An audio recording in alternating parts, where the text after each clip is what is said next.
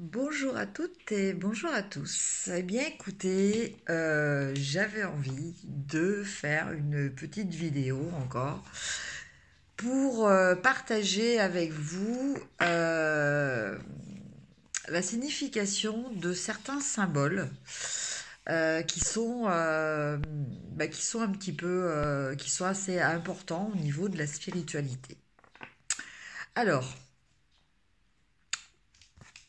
je vais commencer par le premier, qui est le symbole du son Om. Voilà, que l'on entend souvent en méditation. Donc là, c'est un symbole universel. Ça correspond au premier mantra, euh, à la première syllabe du mantra bouddhiste, qui est, je vais vous dire ça, Om Mani Padme Hum. Voilà. Donc, qui est composé de trois lettres, le A, le U et le M, qui symboliseraient le corps, la parole et l'esprit destiné à être purifié.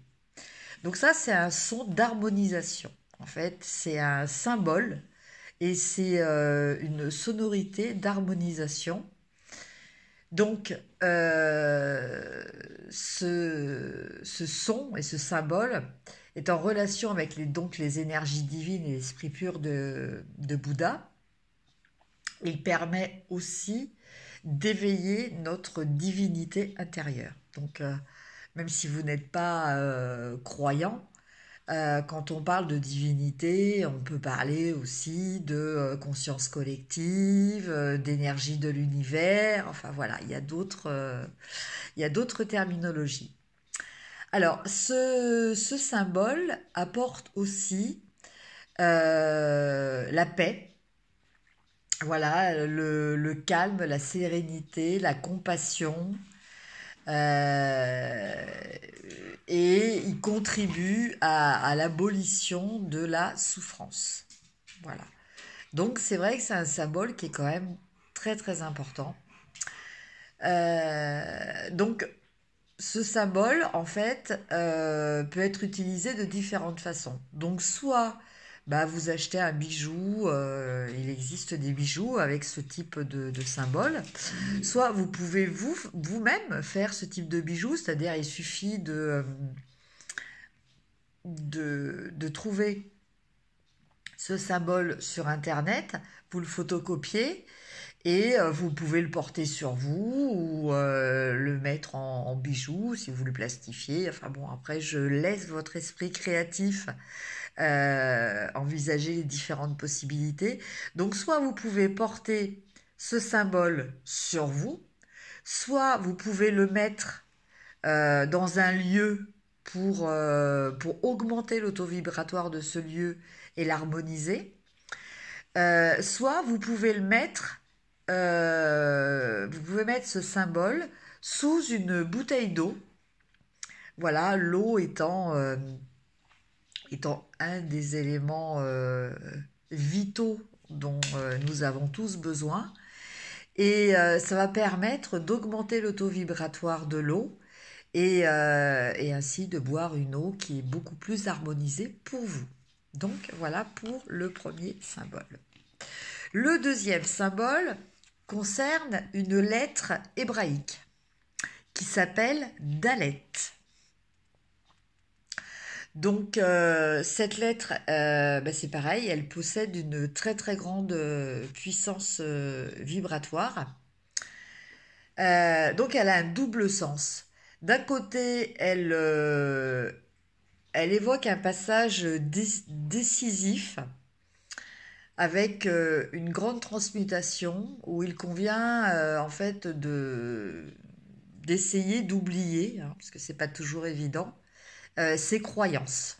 Voilà, donc dans un premier temps, de renoncer à d'anciens schémas aussi,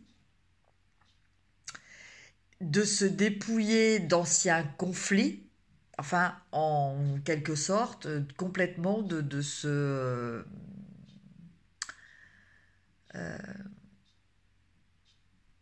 séparer de vieilles énergies qui n'ont plus lieu d'être pour une personne ou une situation, ou voilà.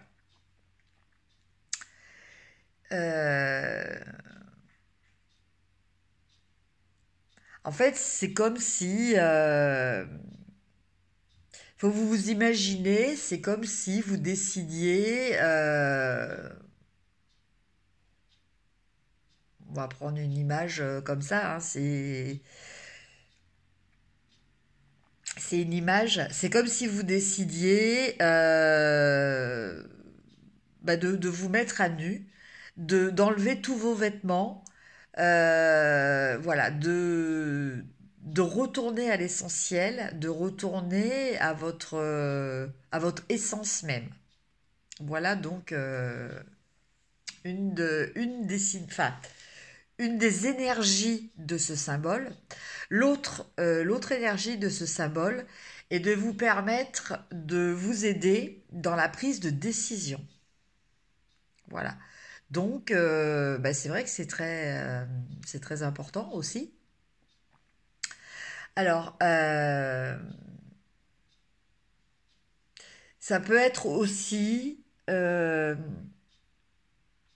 considéré comme un appel que vous feriez à vos guides pour vous aider aussi. Voilà.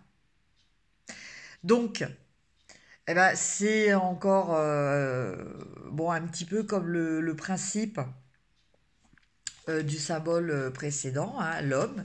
C'est-à-dire, soit vous pouvez le porter sur vous quand vous avez des décisions à prendre, soit le placer sous une bouteille d'eau pour vous aider justement à éliminer tous ces vieux schémas, ces vieilles croyances limitantes, enfin bon, tout ce dont il faut que vous vous débarrassiez. Voilà donc pour le symbole de Dalet. Après, nous avons la croix de Salomon. Alors, la croix de Salomon, elle est basée en fait sur une légende. C'est une étoile à 6 branches. Alors bon, bah effectivement, il y a un petit peu la référence au niveau je crois que c'est de l'Ancien Testament. Enfin bon, la légende raconte que David, lorsqu'il était recherché par Saul, se serait réfugié dans une grotte où il y avait une araignée qui tissait une toile en forme d'étoile à 6 branches et qui aurait permis de le cacher, de le dissimuler en fait, par rapport à ses poursuivants. Donc, qui lui aurait permis d'échapper à ses poursuivants en le cachant. Voilà la légende par rapport à cette croix. Donc c'est aussi la croix, enfin le sceau du roi Salomon. C'était son sceau royal, qui était un grand symbole de protection. Voilà. Donc contre toutes les énergies, voilà, contre toutes les formes d'énergie négative, voilà. Donc c'est resté avec un peu ce symbole, c'est-à-dire que cette signification, ce symbole permet la protection contre les énergies négatives, mais aussi contre tout ce qui est champ électromagnétique. Donc, vous pouvez le mettre, vous pouvez porter ce symbole sur vous, voilà, comme protection. Vous pouvez aussi le mettre près du compteur électrique ou près de la télé ou près de l'ordinateur, voilà, Donc ça va vous protéger aussi au niveau des ondes électriques. Et toujours pareil, vous pouvez aussi mettre ce symbole sous une bouteille d'eau pour l'harmoniser et faire en sorte que eh ben, l'eau que vous buviez vous permettre d'augmenter votre taux vibratoire pour être mieux protégé d'attaques négatives. Après, nous avons un symbole que les Bretons connaissent très bien. Voilà, puisque c'est un symbole celte. Donc, il s'agit du triskel. Donc, voilà, le triskel. Donc, le triskel qui est apparu donc, dans les vieilles civilisations celtes dans les siècles précédant l'ère chrétienne. Donc, c'est très, très ancien. Donc au début, il était représenté par trois jambes, comme on le retrouve encore aujourd'hui sur le drapeau de la Sicile, indiquant déjà la notion de déplacement et d'action. Et par la suite, il prit la forme des trois spirales, symbolisant ainsi le mouvement des cycles. Donc après, d'autres significations sont attribuées à ce symbole. Alors vous avez la trinité terre, eau, feu. Voilà. Et après, vous avez aussi une autre symbolique qui est apparue, le corps, l'esprit et l'âme. Voilà, donc on est toujours dans l'interprétation de ces trois petites arabesques qui partent. Voilà. Donc, quoi qu'il en soit, c'est quelque chose, c'est un symbole qui est très positif, qui est activateur, qui joue un rôle d'activateur de tout ce qui l'entoure, en fait. Donc ça, c'est quand même aussi très très appréciable. C'est pour ça qu'il est toujours important de nettoyer les endroits où les personnes, où il va être placé, afin d'activer que le bon et évidemment de stimuler le mauvais, voilà, à partir. Donc, cette représentation, vous pouvez la porter sur vous, hein. Il existe des bijoux justement avec ce symbole. Vous pouvez aussi le mettre dans un lieu. Bon, vous le photocopiez. Vous pouvez trouver aussi des posters avec ce symbole.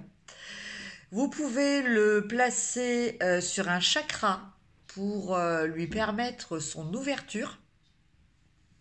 Et toujours pareil, la bouteille d'eau pour augmenter le taux vibratoire de l'eau.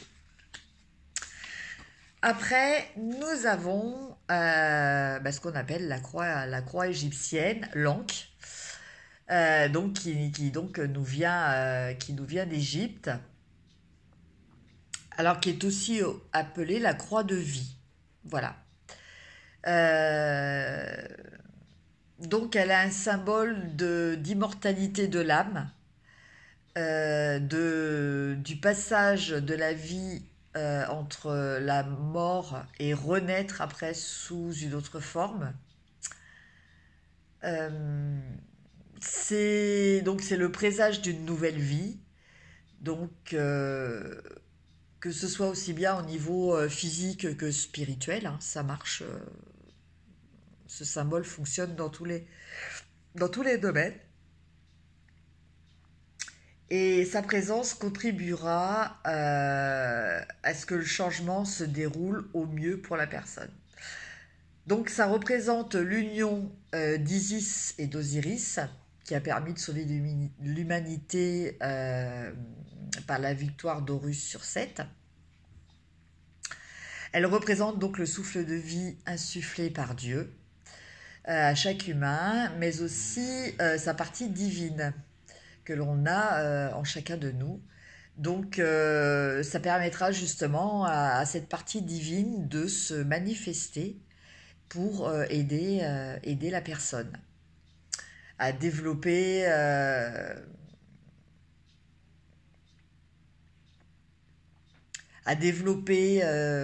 ses capacités et à trouver des solutions pour aboutir à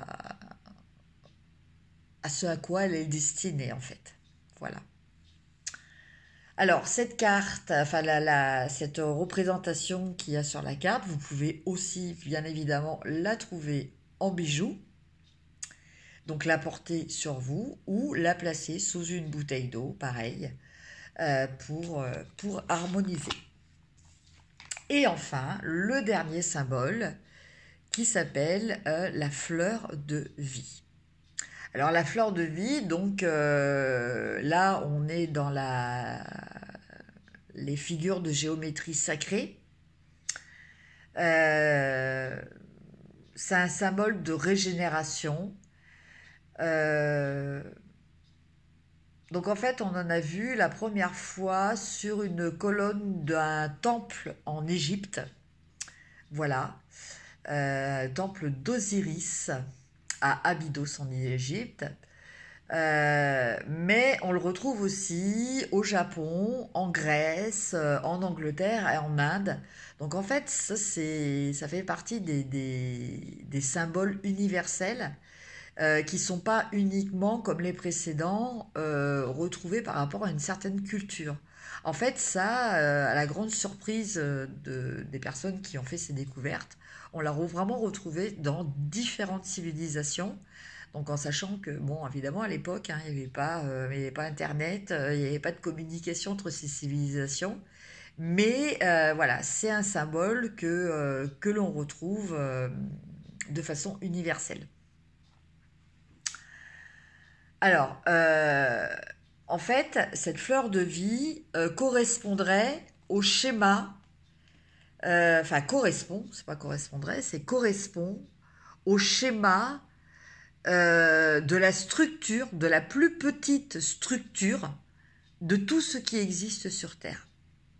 Voilà, donc c'est quand même assez impressionnant. Et donc elle est aussi par ce biais le symbole de la création, bien entendu, puisqu'elle est à l'origine de tout ce qui existe.